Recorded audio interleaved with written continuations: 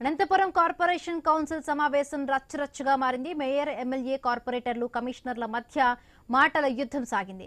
Protocol, sanitation, legal advisor నియామకం, అధికారుల బదిలీ, కుక్కల ఆపరేషన్లలో అవినీతి, కాలనీల్లో సమస్యలపై వాగ్వాదం జరిగింది.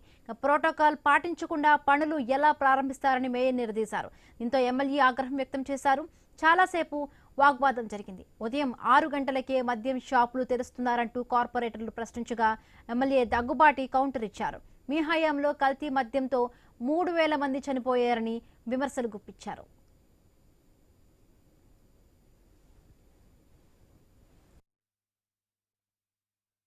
మా ముఖ్యమంత్రి నారా చంద్రబాబు నాయుడు ఆదేశాల మేరకు స్వచ్ఛంద కార్పొరేషన్లో భాగంగా దాదాపు 85 లక్షల టన్నులు చెత్త పేర్కొని ఉంటే ఆంధ్రప్రదేశ్లో మొత్తం దాన్ని క్లీన్ చేసే విధంగా మా ముఖ్యమంత్రి వర్యులు చేపట్టడం జరిగింది. దానిలో భాగంగా అనంతపురం అర్బన్ నియోజకవర్గంలో దాదాపు 2 లక్షల టన్నులకు పైగా చెత్త ఇక్కడ పేర్కొని పోయింది.